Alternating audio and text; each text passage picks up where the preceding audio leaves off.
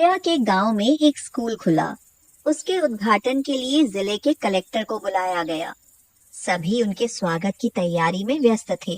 नित्या ने पूछा, माँ, ये इतनी तैयारियां क्यों हो रही है?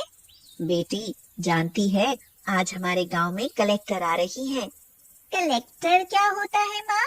और सब लोग उनके सम्मान में इतनी तैयारियां क्यों कर रहे हैं? बेटी, कहते हैं कि कलेक्टर का पद बहुत ऊंचा होता है। तो माँ, बड़ी होकर मैं भी कलेक्टर बनूंगी और खूब सारा पैसा कमाकर तुम्हारे अस्थमा का इलाज कराऊंगी।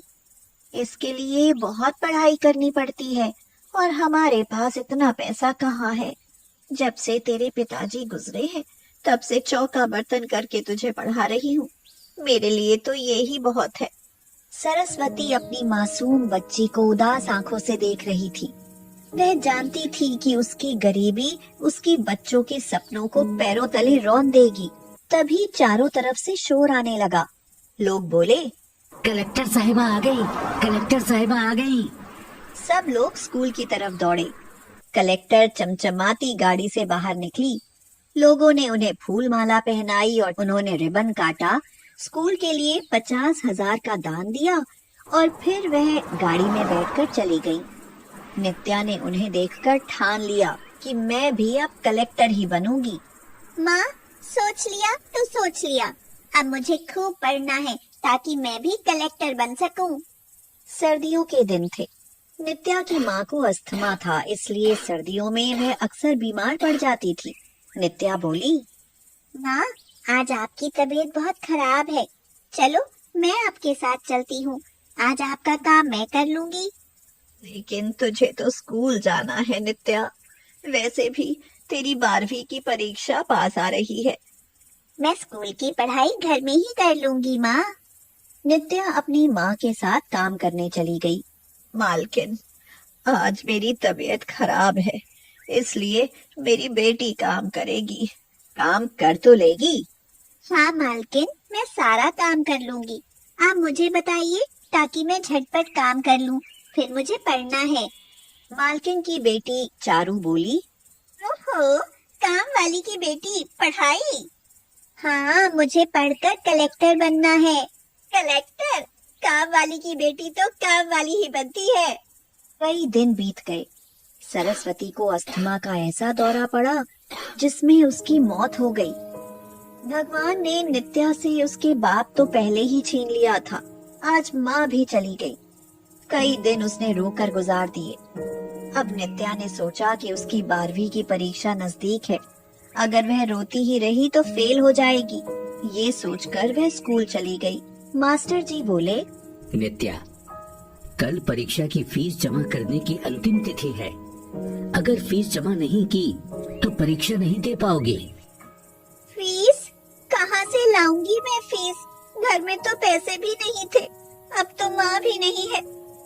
बहुत सोचने पर वह मालकिन के यहाँ गई। नित्या, क्या तुम काम करने आई हो? मालकिन, मुझे परीक्षा की फीस देनी है, इसलिए कुछ पैसे चाहिए। काम करोगी तभी तो पैसे मिलेंगे। यहाँ क्या पैसों का पेड़ लगा है? नित्या के पास काम करने के अलावा कोई रास्ता नहीं था, क्योंकि आगे पढ़ने के लिए पैसा चाहिए था। ठीक है मालकिन, लेकिन मैं सुबह 7:30 बजे तक आपका सारा काम कर जाया करूंगी, क्योंकि फिर मुझे स्कूल भी जाना होगा। कोई नहीं, तुम जल्दी आ जाया करना। वैसे भी चारू के पापा सुबह 6 बजे ऑफिस के लिए निकल जाते हैं। नित्या अब रोज घर से तैयार होकर काम करने आती और फिर उधर से ही स्कूल चली जाती। नित्या की परीक्षा हुई और वह प्रथम आई। माँ, देखो, आज तुम्हारी बेटी ने टॉप किया है। अगर आप जिंदा होती तो बहुत खुश होती। अरे, ये तो शाम का समय भी हो गया। जाती हूँ, नहीं तो चारू सुनाएगी। एक काम करती हूँ, स्कूल से ये लड्डू मिले थे, यही ले चलती हूँ मालकिन के लिए। अपने पास होने की उन्हें खुशखबरी भी तो देनी है। मालकिन, ये लीजिए मिठाई। मैंने 12वीं में टॉप किया है। अरे वाह, ये तो बहुत खुशी की बात है। मालकिन का बेटा अर्पित बोला, माँ, ये लड़की कौन है? बेटा, ये हमारी काम वाली सरस्वती की बेटी है। अब वो इस दुनिया में नहीं रही, इसलिए अब ये ही काम करती है। तुम तो यहाँ रहते नहीं, इसलिए इसे नहीं जानते। हाँ माँ, इस बार तो पूरे 1 साल में आया हूँ। सुनो, क्या नाम है तुम्हारा? मेरा नाम नित्या है। Nitya, I am proud of you. मैं तो समझ ही नहीं पा रहा हूँ कि तुमने अपनी माँ के जाने के बाद खुद को किस तरह मजबूत बनाकर पढ़ाई की होगी।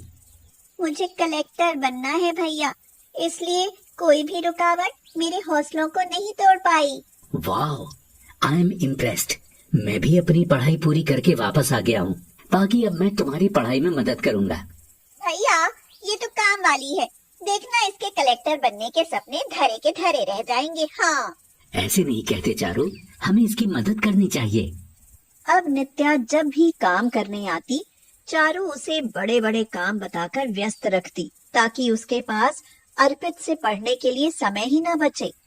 लेकिन फिर भी उसे जो भी समय मिलता, उसमें वह पढ़ ही लेती। नित्या बोली, भैया, यूपीएससी की पढ़ाई के लिए मेरे पास किताबें नहीं है, और खरीदूं भी तो कैसे? मैं चाहकर भी पैसे नहीं बचा पाती। अगर किताबें खरीदूं तो खाऊंगी क्या?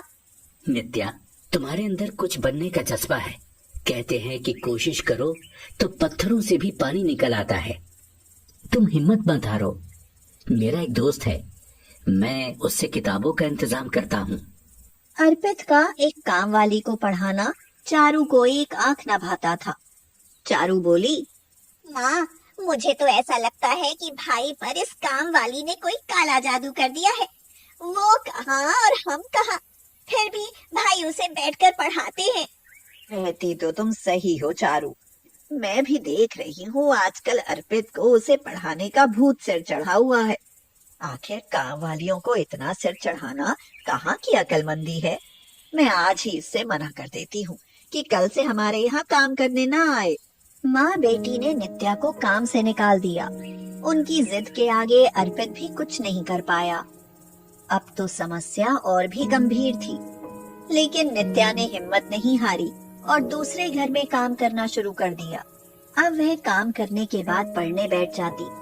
रात रात भर वह बैठकर पढ़ती रहती। वह बैठकर पढ़ रही थी, तभी किसी ने उसके कंधे पर हाथ रखा। नित्या हैरानी से पलटी और बोली, अर्पित भैया, तुम? हाँ नित्या, मैंने कहा था ना कि तुम्हें किताबें लाकर दूंगा। लो किताबें, और अब खूब मन लगाकर पढ़ो। मैं अब तुम्हें अपने घर पर नहीं पढ़ा सकता, लेकिन मैं अब रोज तुम्हें यहीं पढ़ाने आऊंगा। भैया, आप बहुत अच्छे हो। दिन गुजरते गए और आखिर वह दिन आ ही गया जब नित्या ने 86% की रैंक से यूपीएससी की परीक्षा पास की और वह कलेक्टर बन गई। अर्पित की माँ और चारू ने जब सुबह अखबार में नित्या के कलेक्टर बनने की खबर पढ़ी तो उन्हें तो यकीन ही नहीं हुआ। हाँ माँ, ये खबर सच्ची है। नित्या कलेक्टर बन गई। चलो हम उसे मुबारकबाद दे आते हैं। जब वो तीनों नित्या के घर पहुँचे तो नित्या उन्हें देखकर बहुत खुश हुई और बोली, मालकिन, मैं कलेक्टर बन गई। सच में नित्या, जो तुमने कहा कर दिखाया। मुझे तो लगता था ये काम वाली जूठे बर्तन मांजने के अलावा कुछ और नहीं कर पाएंगी, लेकिन मैं गलत थी। मुबारक हो नित्या, और मुझे माफ कर देना, मैंने तुम्हें बहुत सताया है। हाँ नित्या, मुझे भी। मैंने चारू के भड़काने के कारण तुम्हें काम से निकाल दिया था। नहीं मालकिन, अगर आपने मुझे काम नहीं दिया होता तो मैं कभी कलेक्टर नहीं बन पाती। आप तो मेरी माँ जैसी हो, मैं तो आपकी हमेशा ऋणी रहूंगी। देख लिया चारू, काम से किसी की योग्यताओं को नहीं मापना चाहिए। हर छोटे काम करने वाले में योग्यता नहीं हो ये जरूरी नहीं। आज इस काम वाली ने कलेक्टर बनकर पूरे जिले का नाम रोशन कर दिया है। अब ये काम वाली नहीं, मेरी कलेक्टर बहन है। और फिर सब हंस पड़े।